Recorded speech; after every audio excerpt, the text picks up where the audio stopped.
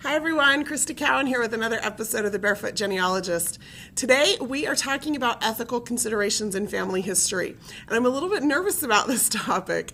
It's something that I think about a lot as I'm doing genealogy. It's something that comes up a lot in emails that get sent to me and in discussions out on Facebook and on our message boards. It's something it's a topic that has a lot of emotion attached to it. And so there's always a lot of questions, and a lot of things are emotionally charged when we start talking about how things should be handled as far as living people and how to handle their information as far as sensitive topics that might be immediate to a given family. Things like adoption or bigamy or illegal activities. I mean, there's any number of things that could fall into that category. And then there are issues of potentially embarrassing information further back in our family history and how we handle that appropriately. So those are kind of the three areas that I want to address today. But before we do that, I'm actually going to start with something a little bit different. This may seem a little bit odd to some of you, but I teach here at a local university, and I do this with my students at the beginning of every semester, and I find that it really helps kind of alleviate a lot of concerns. So here's kind of the general idea of how this works. Principles are things that are true, or rules that we can lay down for how things should work. Now, invariably, when I say, especially in genealogy, here's how I do this, people start asking me questions about, well, what about my specific situation? How would you do it in this specific situation? And that kind of gets into the application of things. And here's the challenge. I can give you what the principles are, some guiding information, but I don't have all of the information you have available to you. I'm not familiar with all of the people in your family and the nuances of your circumstance enough to be able to tell you what to do in your specific situation. So invariably, when somebody says, well, I heard what you said, but what would you do in this situation? My answer is almost always going to be, it depends. That is, the application of principles is a very personal thing. It's a decision that you have to make based on your circumstances, the people in your family, the information that you have available to you. No matter how much information you provide me, it's very unlikely that you're going to be able to provide me with all of the information about your circumstance so that I can tell you how to apply the information I've given you. Certainly, you're not going to be able to give me all the information to help you make a decision in a chat, which is where I often interact with a lot of you, maybe not even in an email. And so I want you to pay really close attention to the principles we're going to talk about today, and then just spend some time thinking about the application for your specific situation. Maybe talk to the people in your family who have certainly more information than I have to help you. Maybe just apply some common sense, and that sounds kind of silly because a lot of these things are very commonsensical. Is that a word? But the idea is just that I can give you some guidelines, but you have to figure out how that works in your situation. Hopefully that makes sense, and I didn't belabor that point too much. I mentioned the three things we're going to talk about today. We're going to talk about living people and how to handle their information. We're going to talk about sensitive information where living people are usually going to be involved. And then we're going to talk about potentially embarrassing information in your history, maybe further back where none of the players are still living, and how we handle that information. So let's start with living people. Here's just some things that we've done in Ancestry.com to help you with this. So information about living people should be kept private. And there's just some concerns with that statement alone, right? So every state in the United States, it's this way. Every state in the United States has their own privacy laws. Some states, for example, have a 100-year privacy law on birth records, which means if that person was born 100 years ago or more, or less rather, they're not releasing that birth certificate. Certainly not, they're not going to put it online. If they are going to allow you to have access to it, sometimes you have to prove that you are the person or a child or spouse of that person in order to get access to that information. Some states have very, very loose privacy laws. So, for example, I know the state of Texas is a good example. they have released an index to their birth, marriage, and death records through the 1990s. That information is readily available online. If you were born or married in the state of Texas, that birth index, so it's not the actual images of the records, but that birth index lists the father's full name and the mother's maiden name. Not just a birth date, but a county of birth, lots of information available and available online. So information about living people is available online. As a matter of fact, some of you may have children or grandchildren who have no qualms about putting their life out on social media, where they may have a Facebook page with their birth date listed and pictures and the school that they go to, right? All of that. But the difference is that those people have a choice about, in those cases, in social media cases, those people have a choice about how to control or privatize their information.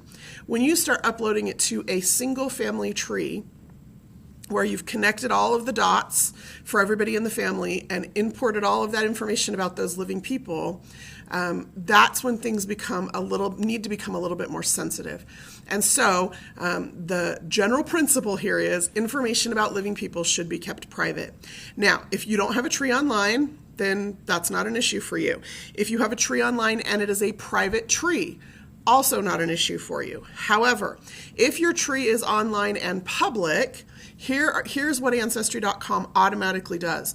Anyone born within the last 100 years with nothing in the death date field is automatically marked private. So you will see their information because you own the tree.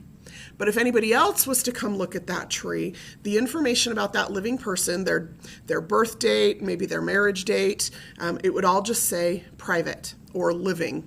So we've toggled back and forth between those two options. And so nobody else would be able to see it. So you'll be able to see it because it's your tree, but nobody else will be able to see it if they were born within the last 100 years and there's nothing in the death date field.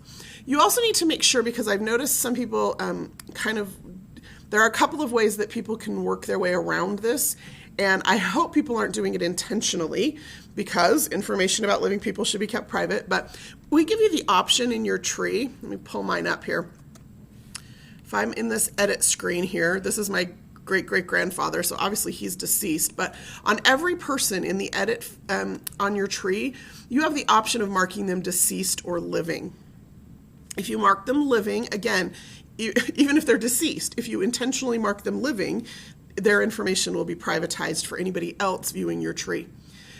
Deceased is, or living is the default if the person was born within the last 100 years.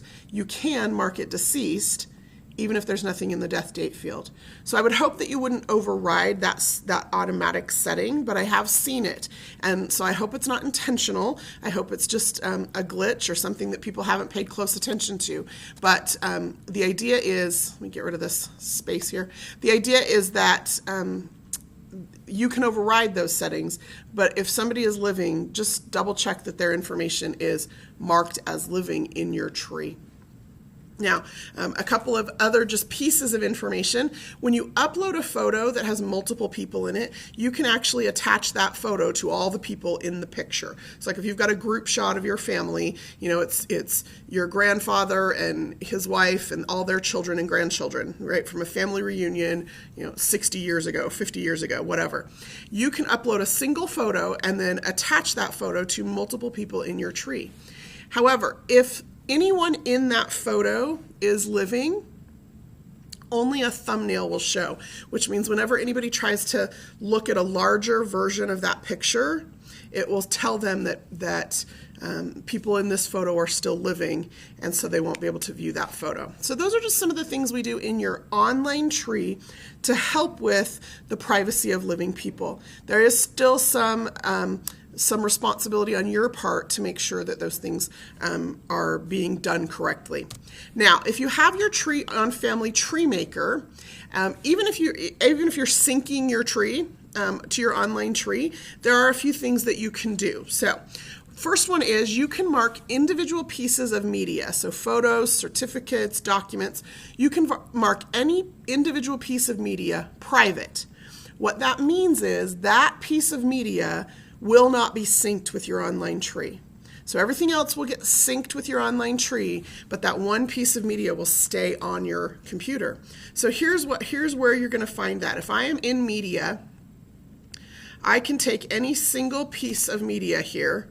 So I'm going to select this one, and down here in the bottom right-hand corner, you're going to see where it says private. So I can then just mark that private, and what that means is that single piece of media will then no longer be uploaded or synced to my online tree. So it'll still be here on my computer. I'll still have access to it that way. Anybody who inherits my database will have access to that, but it won't be put out online. So you can do that with any single piece of media. You can also mark specific facts private, and they will not be synced with your online tree. So for example, if I have some information about somebody, or have a marriage date, or whatever, like a child born out of wedlock, like any single fact, you can mark that private in your Family Tree Maker, and it will not be synced with your online tree. The final point that I want to make about Family Tree Maker, most of you know, if you've paid attention or watched my show before, you know that I use my person notes very heavily in Family Tree Maker. So when I'm on any single person here, I use the person notes, where I transcribe my documents, and I make my own research notes. So for example, in this case, I've got a girl living here in this family, and I'm not sure how she's related, and so I've made a note to myself so that I can research that a little bit further. I do all of that in the person notes. It's just a way for me to keep track of what I've researched. It's a way for me to make sure that I'm looking at every piece of information on a document, but it is also a way for me to start to explore questions as I come across discrepancies. There have been times where I have found a man living in multiple places with multiple families, right? If you haven't come across that yet, you just wait. Where he was enumerated in two censuses, or in the same census in two places with two families. And so I started asking questions, and I would just type those questions right here into my notes about, is this really the same person, or is it just someone with a similar name? Could he have really been a bigamist? Like all of those kinds of questions, I just type them right here into my notes as I'm going through the research process. And then once I have resolved some of those things, I will type up the information, or my analysis, or my summary of what I think the situation was. All of those person notes that you type up or put in are private. So they do get synced with your online tree. So they are synced, but nobody else can view them. So for example, if I'm looking at my online tree, let me just go back to my great-grandfather here. I'm going to have this little view note button right here, and I can pull that up, and here are all the notes that have been synced from Family Tree Maker into his person page on the tree. And you'll see here, notes can only be viewed by the owner, and then here's the one caveat, and by those invited to the tree as an editor. So if anybody that views your tree publicly, or if your tree is private, anybody that views your tree as a guest or a contributor will not see these notes. Okay, so I use the notes page as a place to keep some of that sensitive information that I want to make sure I keep recorded, but that I don't want made publicly available. Okay, let's talk secondly about sensitive information. Now, sensitive information, as I mentioned, can cover any range of specifics. So keep in mind our principles application idea, right? I'm going to give you some principles about how to handle sensitive information, but every situation is different. So I can give you some examples. So there are situations of adoption, closed adoption, where biological parents may or may not be known. In one case, I think I saw something on one of our Facebook pages about a woman who has discovered who her biological parents are, but she has not yet contacted them. That is certainly a sensitive situation where you don't know who else is involved. You don't know, do those individuals have other children? Do they have a spouse that they've never told? Are there other people involved in this situation that could be hurt or embarrassed by this information? That's kind of the benchmark that I use. So here are just a few questions I asked myself. I highlighted some of this information in our presentation last week. Here are some of the questions I ask myself when I am trying to decide how to deal with and how to document sensitive information. The first is the person who is involved or the people who are involved still living? Right? So in an adoption situation, if you found your biological parents, are they still living? Are the children of this person still living? And they're just questions. There's no emotion attached to that. That's just information. Is the person still living? Are the children of this person still living? This could be, maybe you found an uncle who was in prison for embezzlement. Maybe you found information about your grandfather being a bigamist. Maybe you found out information about somebody killing someone. I have a couple of those in my family tree, and I think I mentioned it last week where one of my cousins murdered his wife, and he had 2 young children at the time who were witness to that, and those 2 children are still living. And so we have to be sensitive to that information. So you decide whatever your circumstances or whatever your situation is, but those are the questions that I ask. And then the question that I ask based on that is, could this information hurt or embarrass them or their family? Now, I can hear some of you, because I've heard it, say, well, who cares? Why would they be embarrassed? Why would this hurt them? It's just facts. Well, it is just facts, but I think we have an obligation to be sensitive to the feelings of other people, and that seems like a really common sense thing, but I have seen this is a total personal opinion, but I have seen a huge reduction in civility among people in the last decade or two of my life, especially as the internet becomes more prevalent and it's really easy to be faceless and even sometimes nameless behind a computer. There is a huge increase in incivility, and so just pause, and put yourself in their position and think, could this information hurt or embarrass them or their family?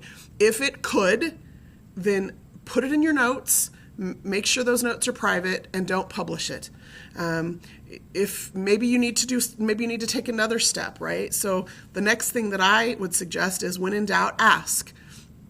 If there are living people involved in this circumstance, ask their opinion. Ask them how they would like the information handled. The reality is that our research, while our research is our work, our families are not ours alone. We share our families with lots of other people. And so here is kind of the guideline that I use for myself. Respect the wishes of people regarding their personal information and that of their immediate family. And I define immediate family as spouse, children, parents, and siblings. Okay?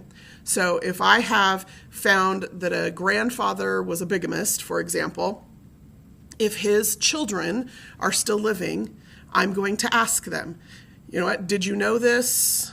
Is it okay if I share this information? If not, I put it in my notes, and then, so it's documented. I've documented the information that I've discovered. It's not lost, but I'm not going to publish that online. I'm certainly not going to go broadcasting it out to the family, okay, or even the broader family. Sometimes they don't even want other people to know. So if you have a question, ask, and then respect their wishes. If you're not in a position to ask, and I know that there are some families who there are estrangements, there are awkward situations that don't enable them to be in a position to ask for permission to publish information, then I would err on the side of caution. That's kind of the way that it goes. I would err on the side of caution wherever possible. So again, you're not hiding information or you're not changing history. You're just not putting it out online in a public tree for anyone to see. And hopefully you're not blogging about it or out talking about it without respecting the wishes of those people regarding their personal information and that of their immediate family. That's kind of the rule, okay? How it works in your specific situation is how you apply it is up to you. Okay, so then the final thing I just want to talk about is potentially embarrassing information. And when I say this, I mean historically. So some examples of that might be you discovered your ancestor was a slave owner. Maybe you discovered that you had an ancestor who, I've seen several people on the boards lately talking about ancestors who were part of the Nazi movement. Maybe you discover that you have an ancestor who was a criminal of some sort, whatever, right? That information is not sensitive in that it's going to hurt or embarrass living people because it's an immediate situation or an immediate family member. This is more,